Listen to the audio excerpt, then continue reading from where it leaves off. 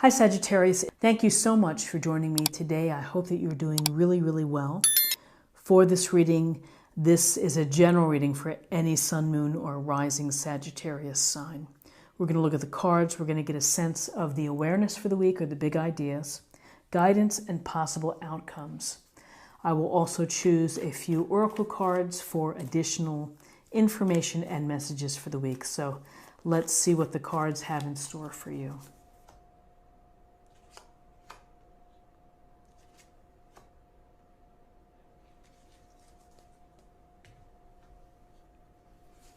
Okay, so we have the World, Major Arcana, we have the Nine of Swords, and we have the Empress, Major Arcana.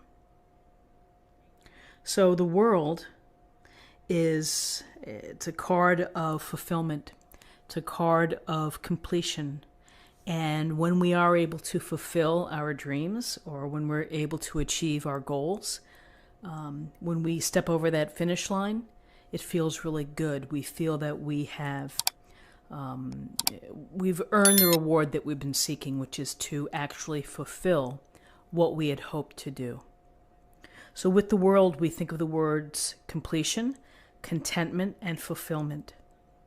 Because, when we take on a task, when we take on a project, when we try to build out our dreams, there's a lot involved. It's the long and winding road. And sometimes the road is bumpy and sometimes it's smooth, and we deal with it. We learn to cope, and it makes us stronger. It makes us wiser. It builds our experience. And so the next time around when we try to do the same thing, we have some prior information that can help. So the World is truly a beautiful card, a card to celebrate what you have been able to accomplish. Whether it's a smaller assignment or project that you've been working on, or a big multi-month project that perhaps you are close to finishing and completing, it's time to take your victory lap. It's time to be recognized, and you can see she's looking up at the heavens, and the heavens are smiling down, because what do they want? They want you to have this journey. They want you to have momentum and different cycles. And they want you to be able to work toward them, to learn, to grow, and to achieve, to fulfill. Because it makes you feel good. It's a very heart-filled feeling is when you're able to do something that has meaning to you. That's making you feel as if you're on top of your own world. So here we have your world, the things that you do in your world, and we also have the greater world as well. So we can think about how what we do fits in to the larger community, what we choose to do in the future. And again, as this cycle closes, there's room for another task. There's room for another journey. There's room for another opportunity that you're willing to explore, that you're willing to devote time and energy to. And that's the beauty about the World, is that you get to appreciate, you get to feel the good feels about accomplishing something. And then you get to say, well, what's next? I'm going to move in this direction for the next journey that I take. So for some of you, the ending of something you've been working on successfully, and the process perhaps of choosing something else that is purposeful to you. So with this World, completion, fulfillment, and contentment, it is a interesting depiction here to see the Nine of Swords right next to it.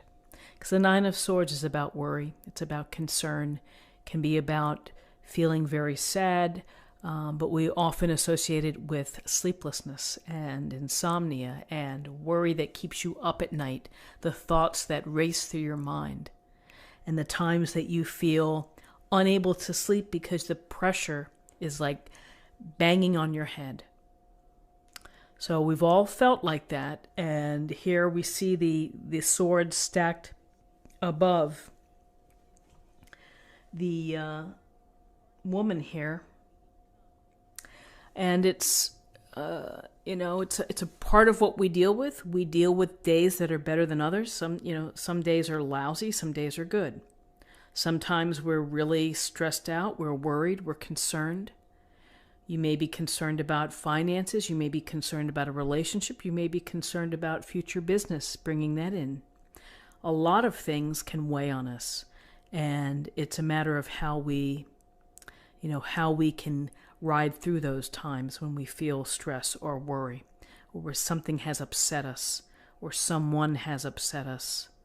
We can get very, I don't know if the word obsessive is the right word, but you can get very caught up in what isn't happening, and that can weigh on you. So what do we have to do? We have to find a way to start to release this heaviness. Focus on what you do have. Focus on something positive. Start a gratitude journal.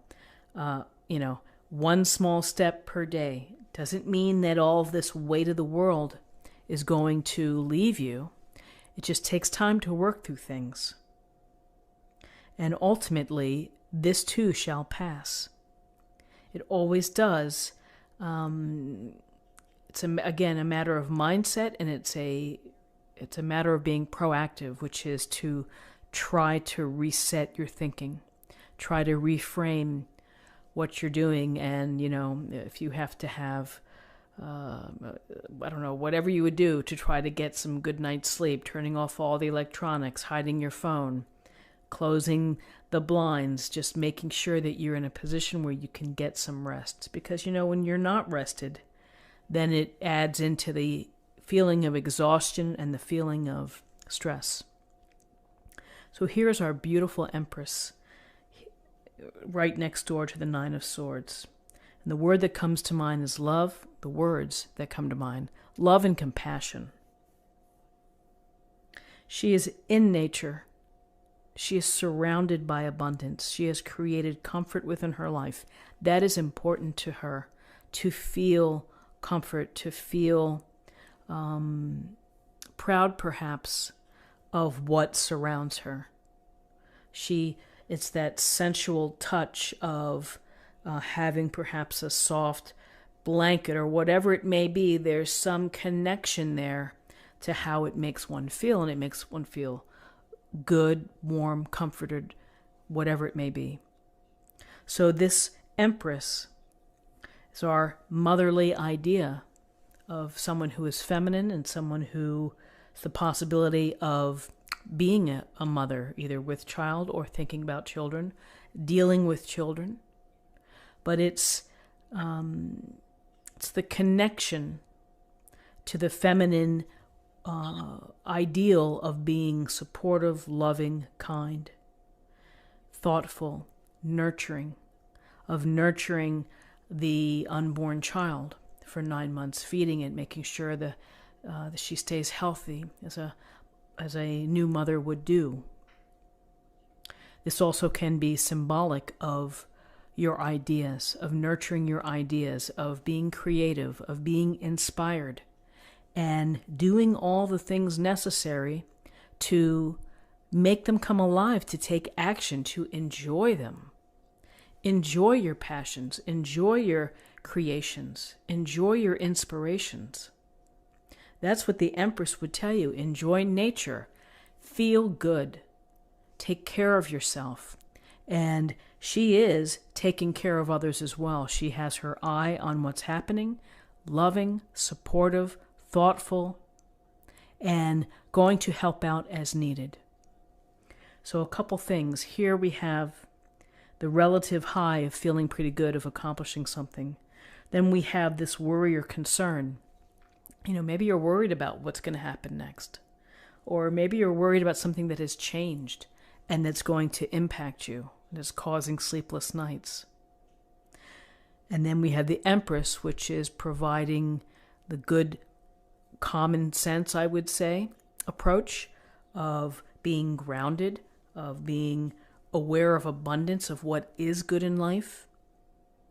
Also, the nurturing and the loving, the unconditional love as well, of providing that. So if you have someone within your life that has these characteristics of someone that is trustworthy, who is open, who is a good listener, someone that would be able to talk to you, and maybe to bring your mind to peace if you are truly feeling disabled or feeling whatever it may be, that you're just having such a hard time, lean on the people in your life who are compassionate and sympathetic.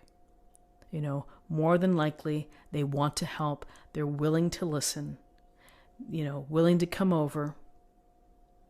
So there's a lot of power with the Empress, which is, you know,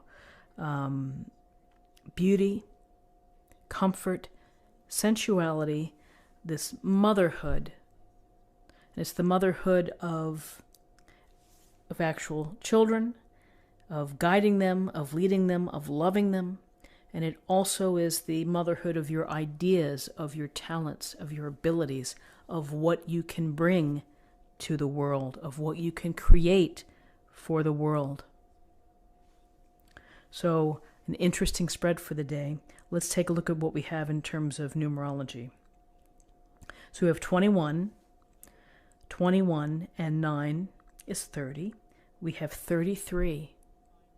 And 33 is a master number, and I believe it's like the spiritual master, the spiritual teacher, someone who is intuitively right on and guided. Now, I'm not 100% certain. I think that I recall this somewhat, that it really is about the spiritual teacher, the spiritual master, if you will. We'll have to look that up, and we'll leave a comment below about what you think. So, to close the reading, let me choose an oracle card for an affirmation or a thought for the day.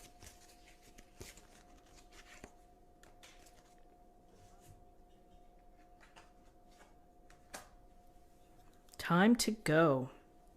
The sun sets and rises each day, and it's the same with the avenues in your life.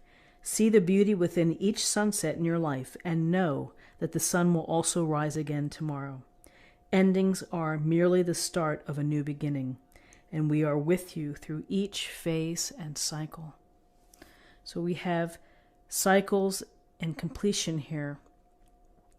We have the idea to hold on to something that brings comfort to you, which is the sun does rise every day. You get out of bed, you put your feet on the floor, you get dressed, and you never know what may happen, all the good that can happen. So I think that it's a beautiful card and a beautiful thought for the day. So friends, this is what I have for you. I hope that you found something helpful here with this reading. If you did, please subscribe, like this video, share this video, and I will see you tomorrow. Take care. Bye-bye.